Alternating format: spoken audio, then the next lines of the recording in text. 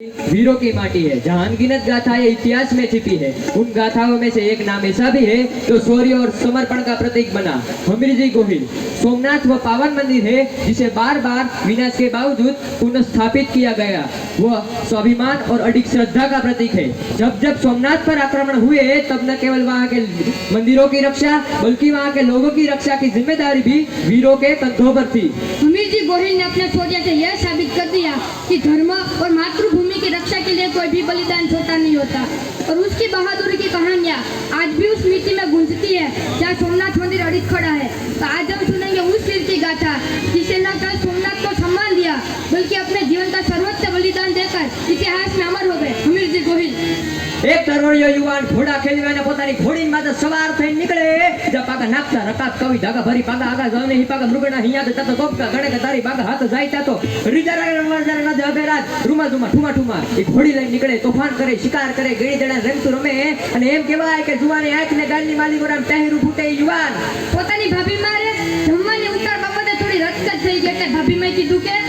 ઓહો આ તમારા દેવને એટલી ઉતાવળ કે સીધા બપોરા કરીને સોમૈયાની સખારે જવાનું લાગ્યો। તો કે ભાભી માં સોમૈયાની સખારે કેમ જવું પડે? તો કે દેવરજી તમને નથી ખબર? કે ના ભાભી માં હા તમને કેટલી ખબર હોય? ઘોડા ખેલવા શિકાર કરવા તોફાન કરવા અને ઘરે આવીને રોટલા બગાડવા। આ શબ્દ જ્યારે હમીરજી ગોહિલના કાને પડ્યો ત્યારે કીધું કે ભાભી માં તમે એમ કહેતા હોય ને કે રોટલા બગાડવા તો કેમ મારે સોમનાથની સખારે કેમ જવું પડે? કે સાંભળી લે બેટા દેવરજી આફ્રિકાના જંગલમાંથી નીકળેલો ડેકારી નામનો અજગર પોતાના શિકારને જેવી રીતના ભરડામાં લે એમ ભારત વર્ષની સનાતન સંસ્કૃતિને ભરડામાં લેતા લેતા લેતા યવનોના ટોળા ઉતર્યા છે અને આ નહીં આ તિથિએ દાદા સોમનાથના મંદિરે ભાગવા માટે જફર ખાન આવવાનો છે એટલે મને એમ થયું કદાચ મારા દિયરના સુરવીરતા ઉભરાઈ ગઈ હોય જવાના હોય એમ અને મિત્રો એને તેને કીધું કે ભાભીમાં હું જાઉં છું તો કે દેવરજી એમ ઉતાવળ ના કરાય નહીં હું જાઉં છું તો સાંભળી લ્યો મેં કઈ ગેડી જડા રમવાની રમતું નથી હો। અરબસ્તાની ઘોડાની માથે કાળા કપડાવાળા યવનો આવવાના છે અને એની વચ્ચે તારે ઘોડી નાખી યુદ્ધ કરી અને સોમનાથને બચાવવાનું છે। એ ગણી જડા રમવાની રમતું નથી અને ત્યારે કીધું કે ભાભીમાં તમારા ચરણને પ્રતિ નમન કરીને કહું છું દુશ્મનના તળ ગમે એવડા હોય પણ સોમનાથની સાક્ષીએ સોમનાથ દાદાના પટાંગણમાં દુશ્મનના દાંત ખાટા નો કરી નાખો તો હમીરજી ગોહિલનો કહેવા અમારી પ્રતિજ્ઞા છે। હું જાઉં છું ભાભીમાં અને ટૂંકમાં કહું તો બસો રાખું તો નહીં હમીરજી ગોહિલ બગડતા બગડતા બગડતા બગડતા બગડતા બગડતા સોમનાથ બાજુ નીકળી ગયા યુદ્ધ કરવા માટે અને વચ્ચે એના ઘેરમાં વેગળાજી ભીલની ફૂલવાડી પાસે બસો રાજપૂત નિંદ્રા દેવીના ખોળામાં પહોંચી ગયા। નિંદ્રા દેવી સર્વભૂતેષુ નિંદ્રા રૂપેણ સંસ્થિતા નમસ્તસ્ય નમો નમઃ એ બસો રાજપૂત નિંદ્રા દેવીના ખોળામાં પહોંચી ગયા પણ એકલા હમીરજી ગોહિલ જાગે છે ક્યાંક લાડિયું સાડિયું હુકી હુકી હુકી કરે છે ક્યાંક તમરા ત્રમ ત્રમ ત્રમ બોલે છે ક્યાંક ભૈરવાના ગગડાટ બોલે છે અને ક્યાંક ગાંડીગીરના ઊંડા ગળામાંથી હાવજોની ડડકું સંભળાયો। બીજા જે હવાર પડી હમીરજી ગોહિલ વેગળાજી ભીલને મળ્યા અને હમીરજીના લગ્નની વાત વેગળા ભીલની દીકરી રાજલાને કરવાની વાત થઈ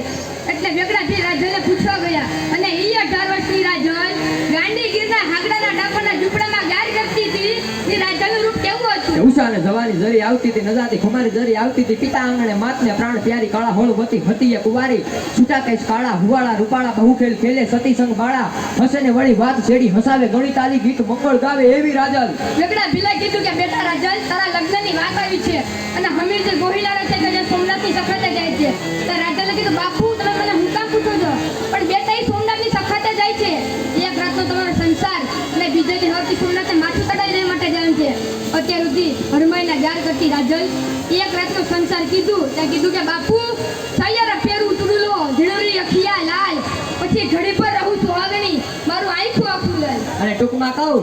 તો એ લગન લેવાના લગનના ઘોડિયા લેવાના મંગલ વર્તાણા બીજા 200 રાજપૂત ભીલની કન્યારે પેલા કોઈ 13 વર્ષની કોઈ 15 વર્ષની કોઈ 18 વર્ષની ભીલની કન્યારે વિવાહિત થયા અને જેના હાથ ભરવાનો સમય આવ્યો ત્યારે 1100 ભીલો ખંભે તલવાર રાખીને ઉભા રહ્યા કે અમે અમારી દીકરીને 1100 માથા કરિયાવરમાં આપીએ છીએ રાજપૂત પહેલા અમે કપાઈ જાવ સોમનાથના પટાંગણમાં એની ખાતરી કરીએ છીએ પણ છેલ્લા જુહાર કરી નીકળી ગયા સોમનાથને માથું દેવા માટે છેલ્લા રામ રામ કરી નીકળી ગયા। બીજે દી સોમનાથના પટાંગણમાં એક બાજુ યવનોનું દળ એક બાજુ હિન્દુનું દળ ને યુદ્ધના મેદાનમાં બાટકો બોલવા મંડાણો પણ એનું વર્ણન અમારા ચારણી સાહિત્યમાં કરવું એટલા માટે કે સંધ્યાસે બખ્તર પાયકા દખ્તર સતર વકરગણ સંતર ના મરગોઈ મુસાળા ભ્રમ જાળા ગજવે ગાળા ડુંગર ના અસરણ પેગળ હેગલ મેગલ ના છેડા દેવો ને દેવળ ખસિયા ખળબળ વાદળ વાદળ ટીટ મેળા હઠીલા વાળા હમી હઠાણ પાટણ જઈ મેદાન પેડા ભાઈ પાટણ જઈ મેદાન પેડા યુદ્ધના મેદાનમાં બાટકો બોલવા મંડાણો અને જ્યારે હમીરજી ગોહિલને ખબર પડી એક બાજુ દરવાજો હમીરજી ગોહિલે સંભાળ્યો એક બાજુ દરવાજો વેગળાજી ભીલે સંભાળ્યો જ્યારે દરિયા જેવા દુશ્મનના દળ અંદર પ્રવેશ કર્યા હમીરજી ગોહિલને ખબર પડી કે દાદા ક્ષણ નથી મારે કામ આવી જવામાં એટલે બહાદુર ચોવી ભાલા આર પાર નીકળી ગયેલા હાથીના દંતજોળ વડે છાતી ફાડી નાખેલી લોહીથી તરબોળ થતો હમીરજી ધમરી ગોળ છડા ડગલા દેતો મંદિરના ગર્ભગૃહમાં જઈ અને કદલુક ધૂમ કરતું દાદા સોમનાથને માથું અર્પણ કરી દીધું કે સ્વીકારજે દાદા સોમનાથ ધમરીજી ગોહિલનું માથું સ્વીકારજો. અને કયામાં લોક સાહિત્યનો દુહો એમ કહે કે ધરાવીને દાનના નીપજે અને કુળ વીડ માડુના હોય ઓઢાકર જસલ જકરો પીજે જેની માં હોથલ પદમણી હોય ભલામણો. જેને મારે યુદ્ધના મેદાનમાં ક્ષત્રિયોને લડાવતા ચારણો એક સ્તંભ લેખાય છપાકરા લેખાય એક છપાકરું મારે આપની સમક્ષ રજૂ કરવું છે એટલા માટે હતા તોડિયા પાંજરા વાળા હાકળ લેતી બાગ છૂટા બાગ બોલી ગામડામાં દિયા હાક બાગ છૂટા સિંહ કાળા જાળે બછૂટા પેનાવે જાણે તૂટૈયા સોમાને પેતા ફૂટે સમિતા ગાળા પાળા ત્રેગુ વાળા પને કાળા વેર જાય કાળ વાળા ને કાળા રંગ કાળા પૂરું કાળા ફોગાળા ઉડાળા વાહે વાદળાના મોર પડે તારી બંધુ તારી પટારણ તું કેકાળા ધણે કે ધણી ધણકી બાફરા કણી ધણકી જરાના ખાને ઉઠી ગયા દોકાર ધણકી સીગુવાળા કે ધણકી ઉઠી ગયા રોકા ધણકી માં મળે હુર કરે માર ધન્યવાદ.